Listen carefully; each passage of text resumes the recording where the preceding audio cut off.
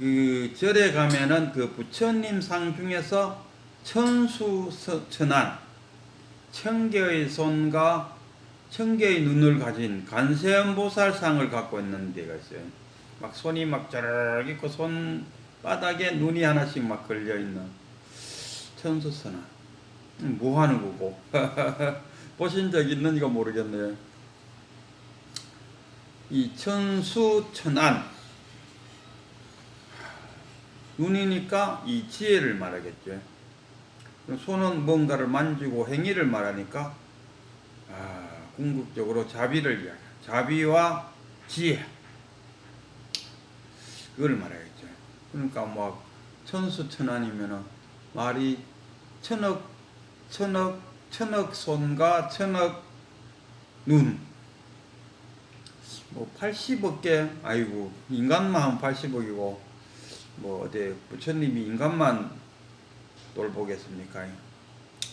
뭐 짐승, 동물 뿐만 아니라 식물뿐만 아니라 뭐 하늘, 구름, 돌멩이 다 불심이 있다 아닙니까? 그러면은 뭐 천개의 손과 천개의 눈 갖고 되겠나? 그냥 천수천안이라는 것은 어떻게 보면 하나의 상징적인 이야기가 아닐까. 그리고 오늘 그 배감록 89칙, 오늘 배감록의 89칙의 주인공은 그 운문이 아니고 운암. 저도 그 운암과 운문을 참 헷갈릴 때가 많았는데, 운문은 운문종을 만든 저 밑에 후손이고, 운암은 저 위에 약산의 제자들. 운암은 우리가 잘 그래도 알려있고, 운암하고 도선사, 이 운암과 도선사가 행제지가이라 하더라고요. 그래갖고 운암이 먼저 스님이 됐어요. 스님이 돼갖고 어디입니까?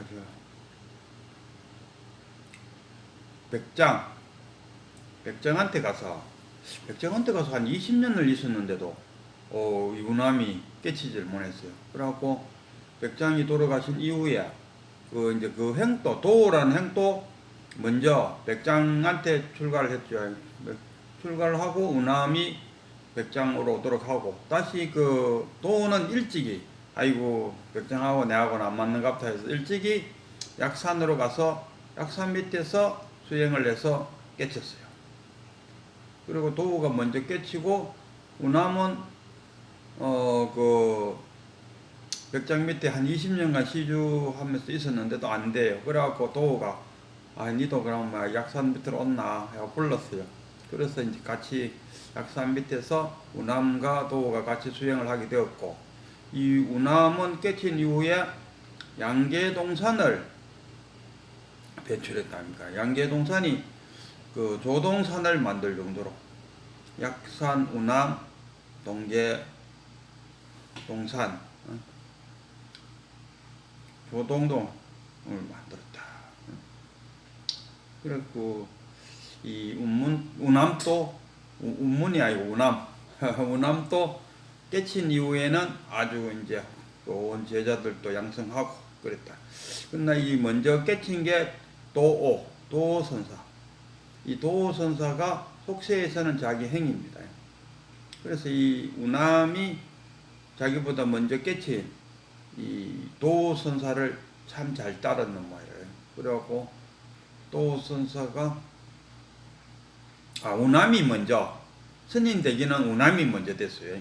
운암이 먼저 되고 깨치기는 도가 먼저 깨쳤어. 그래갖고 운암이 백장한테 가서 스님 할 때 아마 도가 백장한테 갔는 거지. 가보있기는 도는 자기하고 안 맞는 것을 알고 약산으로 와서 깨치고, 그리고 운암은 그 백장 밑에서 계속 있다가 백장이 돌아가신 이후에 자기의 행 있는 약산으로 와서 후일에 깨쳤다, 이런 이야기. 그래서 이 운암이 이 자기의 친행인 도를 참 좋아했는 것 같아요. 그리고 도 말이면은 뭐 다. 그래서 이제 어느 날 운암이 도에게 질문을 했어요. 천수천안 하면은 그 천수천안이 손이 여러 개 있는데 눈도 많고 그 도대체 뭐 하는 겁니까? 하고 물었어요. 천수천안은 문수대비는 무엇을 하는 분입니까? 그 어떤 그 여기 보니까 종에나 보니까 그렇게 질문을 던졌을 때 해영인 도 그대는 천수천안 그 문수 그 관세음보살의 그 도를 그 관세음보살의 능력을 갖고 계시는가 뭐 이런 뜻도 있었어요. 어쨌든 간에 질문을 하기를 천수천안은 무엇을 하는 겁니까? 하고 물었어요.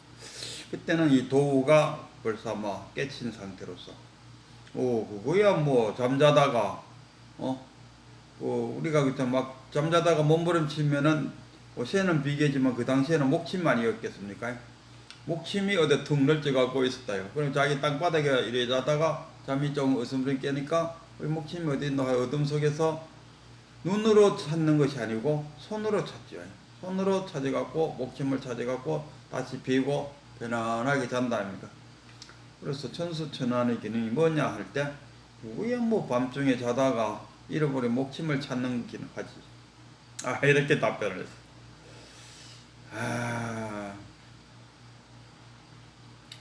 그러니까 이 말 속에는 뭐 깊은 뜻이 있다 아닙니까? 손은 자비를 말하고 눈은 지혜를 말하는데 방금 손이 무슨 역할을 했습니까? 눈의 역할을 했다는 겁니다. 손이 눈의 역할을 했어요. 그러니까 자비가 곧 지혜다. 지혜가 자비요, 자비가 곧 지혜다. 그러니까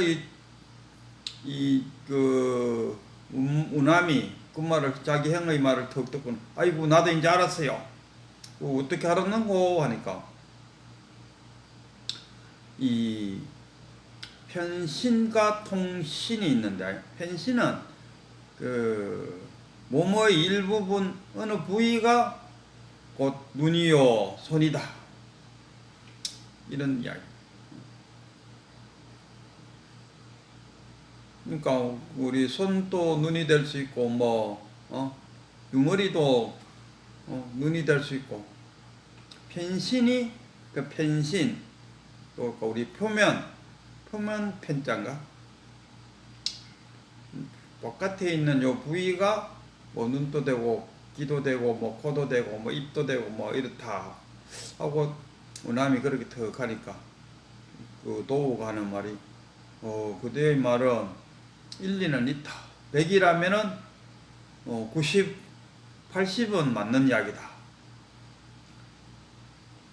그러니까 이제 문안이 그러면은 사행께서는 자기 친행이지만 같은 스님들이니까 사행으로 표현을 누구 밑에 있습니까? 거기 누구야?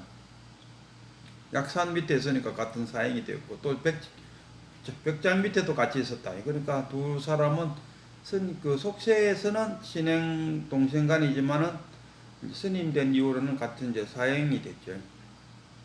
그래서 사행은 그럼 어떻게 생각하십니까? 하고 물으니까 온 몸이 통신 전체가 다 손이요 발이요 입이요 전체가 몸이고 손이다 이렇게 표현했어요. 그러면은 이 표면적인 요것이 손이요 발이라는 말은 80%밖에 안 되고 온몸 전체가 손이요 발이요 한 것은 100%인가?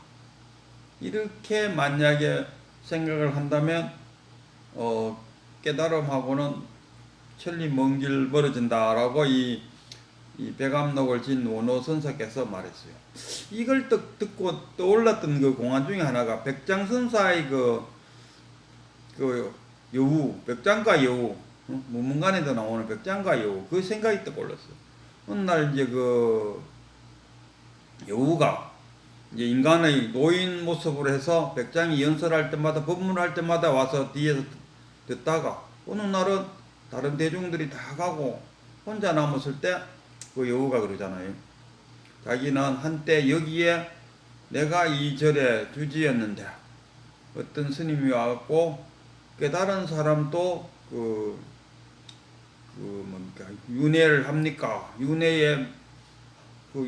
맞죠? 윤회 하느냐? 윤회 하니까, 그 당시에 이 여우가, 그 당시에 이제 백장이었죠. 후대 백장이. 그러니까, 매이지 않는다. 그게 윤회에서 얼매이지 않는다. 이렇게 표현했더니만, 그 가오로, 500년 동안 여우 탈을 덮어쓰고 지금까지 살게 되었다. 이렇게 했어요. 이제 이 탈을 벗고 싶다. 그 백장님께서 도와달라. 이렇게. 그럼 백장님이, 그래? 그러면 그 스님이 당신한테 묻듯이 내한테 한번 물어보라. 그럼 깨달은 사람도 윤회에 그 얼마입니까? 하고 물어보니까 백장이 하는 말이, 깨달은 사람은 어둡지 않다. 어둡지 않다 그랬어요.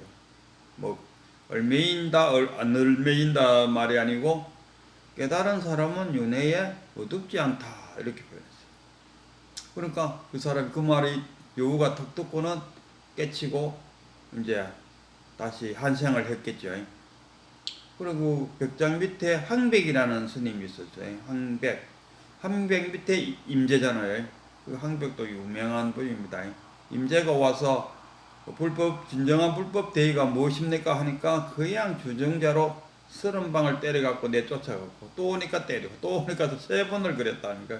그래갖고 임재선사를 3번이나 두들겨 패갖고 뭐 영우 스님한테 가서 하소연하니까, 아이고 그 항백이가 그렇게 자세하게 가르쳐 주더냐. 그 한마디에 또 임재가 탁 깨쳤다. 그래갖고 이제 어쨌든 간에 백장 밑에 그 항백이, 그러면은 깨달은 사람은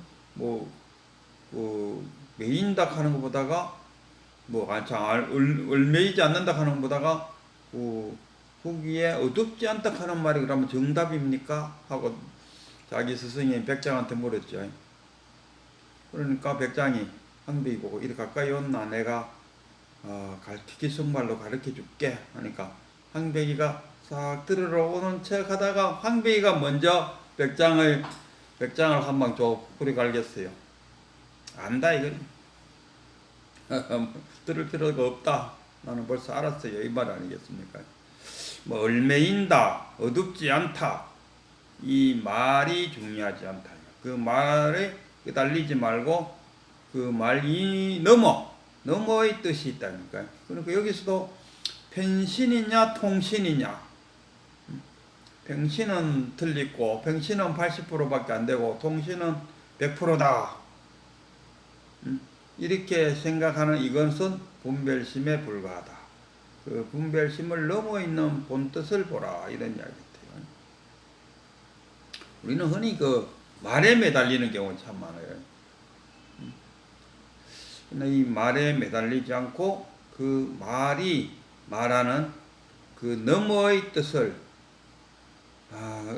이제 그 어떤 큰 절에 스님이 법문을 한다 해서 가서 들었다니까.